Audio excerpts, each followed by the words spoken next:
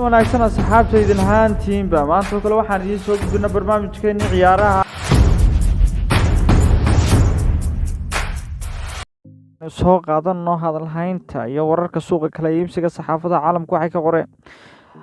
majalada ka soo baxda wadanka Ingiriiska ee Telegraph ayaa saaka qoraysay Barcelona iyo kooxda Ajax ayaa wali wada hadal uga socda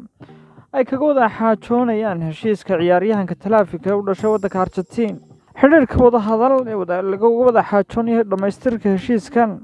ciyaaryahankan Talaafika ugu wareegi doono kooxda Barcelona ayaa hadda si rasmi ah la iskugu hor fadhiistay kooxda Barcelona ayaa la dhibaataysan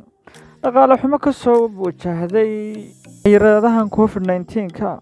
tobraha kooxda Barcelona ee Xavi ayaa wada duba habeen uu ku wada kooxda absan ciyaaryahanka u dhashay wadanka Holland ee Van de Beek ayaa waxa dalab rasmi ah ka gudbisay oo amaah kooxda Crystal Palace waxay kooxda Crystal Palace wada hadal toos ah ay kula jirtaa kooxda Manchester United kooxda Manchester United ayaa doonaysa mushahar buuxa oo la siiyay ilaa bisha June Watford ayaa xaqiijisay magacaabista Roy Hodgson oo qandaraas ay ka saxday Roy Hodgson wuxuu bedelay Claudio Ranieri oo toddobaadkan gudihiisa laga cadhiyay shaqada tababarnimo ee kooxda Watford aynu soo qaadano xubnaha suuqa kala iibsiga kooxda Manchester City ayaa la wareegtay ciyaaryahanka u dhashay wadanka Argentina ee Alvarez balse kuma biiri doono ilaa la gaadhayo bisha June ee sanadkan laakiin waxaa la filayaa inuu si amaah ugu sii joogi doono kooxda River Plate kooxda Manchester United ayaa la soo jeediyay inay la iibsato balse wax horumar ah oo xiriir ah toos ah kama samaynin Manchester United ayaa ka shaqeynaysa dhamaystirka heshiiska ciyaaryahanka ay kula soo wareegayso xidiga lagu naanayso Bruno Fernandes ka cusub kaasoo tobraha kooxda Manchester United ee Ralph Frank uu doonayo inuu keeno qalcadda Old Trafford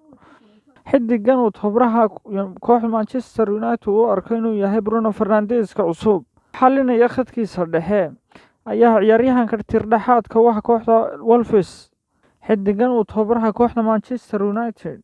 uu doonayo ayaa hore loola xiriiriyay kooxda Manchester United kooxda Manchester United haddii ay hesho ciyaaryahankan u dhashay wadanka Portugiiska ee Robin Neves wuxuu qalcadda kula midoobi doonaa kooxaha ciyaaryahanada ay isku wadanka yihiin Ronaldo Bruno Fernandes iyo Diego Dalot dhanka kale kooxda Manchester United ayaa fasaxday oo ku fasaxday heshiis amaah oo bisha June inta la isla gaadhayo